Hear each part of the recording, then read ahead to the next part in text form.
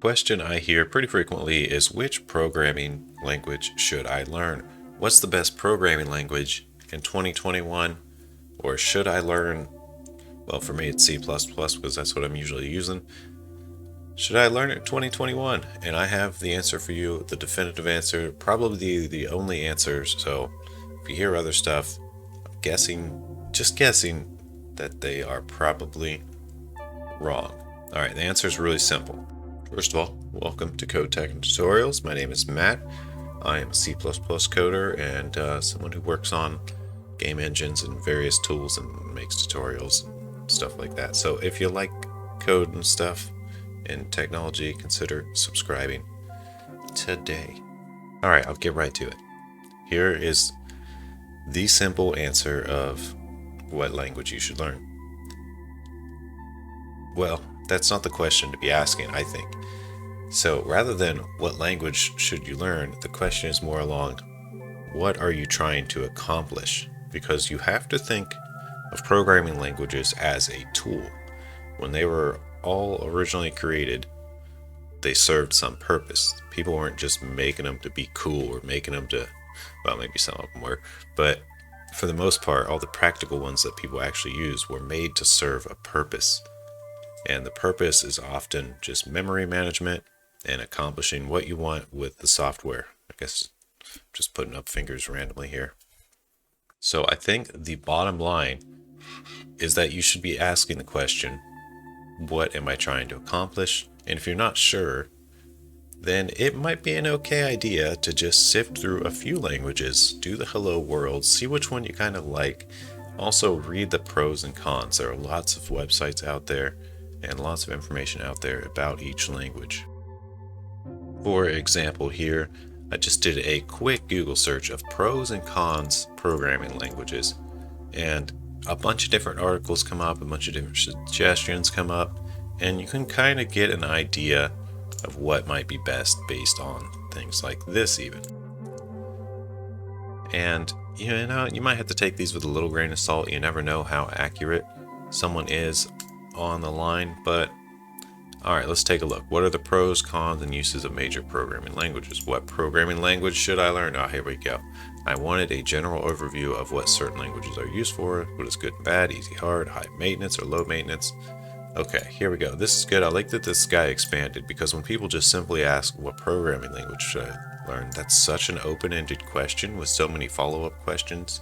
And the main follow-up questions usually are, what are you trying to do? What's important to you? Do you like meticulous control? Because that would be like C, C++. If you don't care so much about that and you just want it to work, Python or Java might be better. Okay, so here's an answer from 8 years ago. Let's see if it's still relevant, from Dan Teo, a software engineer.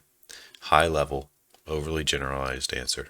Okay, so he clarifies that, yeah, it's really hard to pinpoint each, but it looks like he's got a good write-up. So we're going to go through them today, for going through the languages, and I will give my opinion of what he says too. I'm guessing he's pretty close to right, given that he's the most upvoted one. All right, C, C++, best generally used for low-level system stuff, operating systems, device drivers. Also very popular for game development as well as the Linux community. Potential cons: very low level, not ideal for development of ordinary applications and seldom used for web development. Okay, I can see how that's kind of makes sense. Not ideal for developing ordinary applications. I kind of use it for ordinary applications. But yeah, like if you go and try to do Android programming, or you're going to be recommended Java, and it really pushes you towards Java. If you do Apple, like iPhone development, I think they push you pretty hard towards Go or Swift. So yeah, definitely device drivers and game development are the big things I would say for C, but it is fine for ordinary applications. In my opinion, you can get some of the best performance possible. All right, let's go to the next one. Java, the most popular language overall, widely used for enterprise applications, web applications. I wouldn't personally recommend it. I've used Java quite a bit because I did Android programming for a few years, or about a full year, non-stop basically, and I kind of got used to it. It's not too bad. In general, it's kind of easy to get stuff done. Alright, potential cons, not very sexy, fairly boring in terms of language features, somewhat old-fashioned. I don't know, it seemed okay. I didn't really have any big complaints. The code was maybe a little more, it felt like it was a little bit more than it needed to be, like it's a little bit verbose maybe. Other than that, I didn't really mind it. Okay, .NET, primarily C#, similar to Java, but not widely used. I actually really like C#, but wouldn't recommend it unless you have specific need to learn .NET. Potential cons, perceived by many as a Java clone, used in same scenarios, Java, but not widely used. C#, this is kind of an old answer. C# is also used for a lot of game development these days. Unity uses it as their main scripting language. Who knows, it might get like translated to something else behind the scenes or something like that. But in general, Java and .NET are considered similar because they use a JIT compiler or a JIT compiler, sometimes also known as a So what is a JIT compiler, you ask? Just-in-time compiler, feature of a runtime interpreter. So with JIT compilers, you get runtime performance. It's sort of like compiling every time you run it.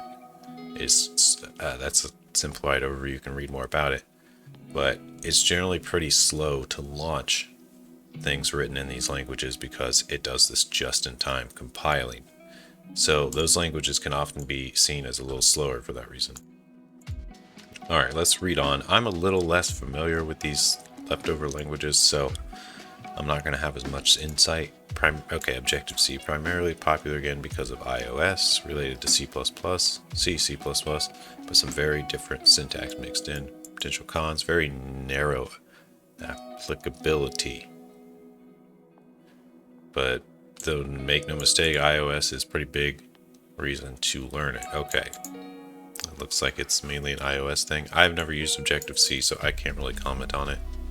Ruby, very popular and cool, especially in the startup community. I think this answer is pretty old. I don't think Ruby's very cool anymore. Great for writing web applications using Rails, hugely popular framework, and other related frameworks that exist. Better than Java for creating web applications quickly. Potential cons, fast-moving language, lots of out-of-date online documentation, and this was out years ago, 8 years ago, so not really useful for developing GUI applications. Oddly enough, like when I have these headphones on, it makes it harder for me to speak because I can't hear myself. It's like I'm deaf. All right, so I feel like I slur words more when I have them off or on. All right, Python, similar to Ruby in the above ways, though seemingly not as popular. I think it's probably more popular now. Many Python users will swear by its superiority as a language. Yeah, it usually the syntax is pretty nice. It's less verbose than like every other language, pretty much. Well, at least the big ones, like all these. So that's, I think, where Python wins a lot of points. Cons, not exceptionally popular language in the industry. I don't know. It's not. I feel like it's kind of popular in an industry now. I think it's picked up a lot. PHP. A language that people love to hate, widely ubiquitous, but considered by many to be terrible, poorly designed language. That said, used in a huge number of successful websites. Yeah, I've used a tiny bit of PHP. I learned some basic syntax at one point, but that's really it. I've never made an application with PHP. I can't really comment, but I know some people that kind of swear by it and say like, you can't go wrong if you want to do web stuff to learn PHP. JavaScript. Okay, well, clearly this guy's biased right off the bat. He starts out with amazing language rather than, the facts about it. All right. That seems to be in the middle of a renaissance, formerly used in client-side functionality, but now also used in server-side. Potential cons, considered a toy language by some, still used for most browser-side functionality. Well, I think this guy seems a little biased. He's probably a web developer that's really good at JavaScript. I can't really comment, to be honest. I don't think I've ever designed an app that actually used JavaScript. I always use C or C++ or Java.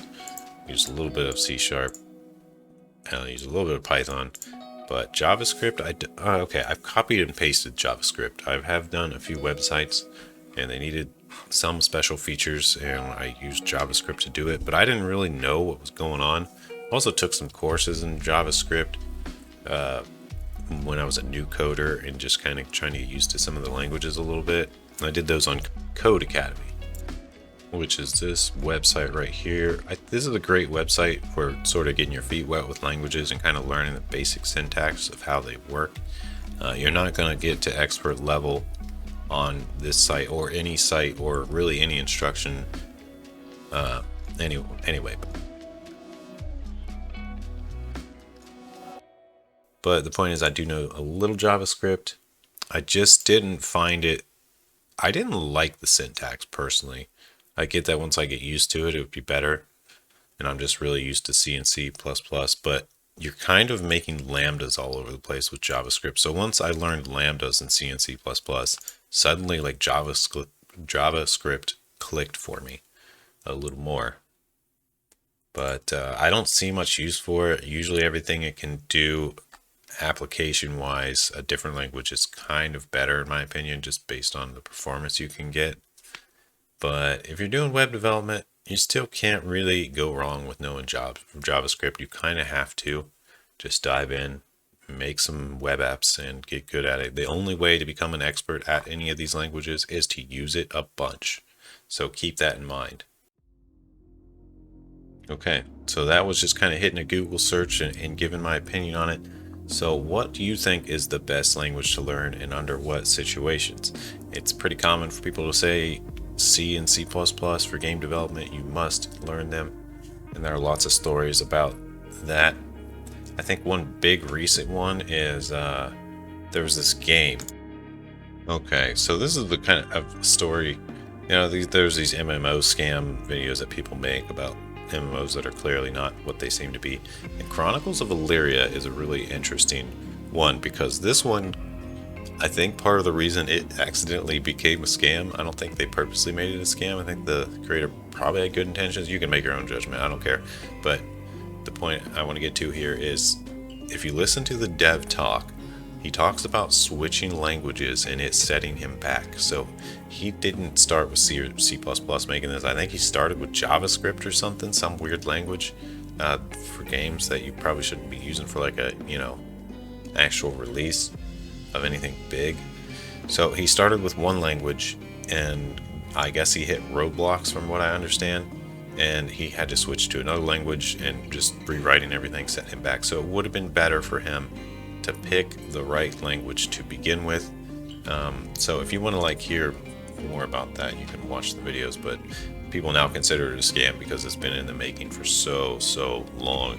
And I'm not going to comment on whether it is or isn't. I don't personally care. I have never really been interested in the game to begin with, or, you know, I only play a very specific set of games in general. I'm not a big gamer anymore. I used to be a big gamer growing up. I was very passionate about it, but these days I kind of just play a couple different games in the downtime or to relax. You can always look up how a game's made if you're interested. If there's a game you really like or how it's done, you can always look up what engine it's made in, what programming language they learned. The developers are usually pretty open about talking about that kind of stuff once the game's out. So more insight there. And of course, whatever you're interested in, maybe you're not interested in games, you can always search for whatever you want, how it's made, and get some ideas of how they did it. And oftentimes, if you want to make something similar, they had good reasons for picking the language. You can kind of follow along and be like, aha, okay, here we go. And there you go. So that's how you pick a language. I do believe that you probably shouldn't be over-analyzing this. It's best to just find a project and then get into a language as a tool, see what it can do, see how easy it is to use. And if it's not the right one for you, do a little more digging and pick something else. They all have their pros and cons, and you can't just blanket say one's better than the other, is the point. Well, hope you enjoyed the video. Thanks for watching, and I'll see you guys next time. Peace out.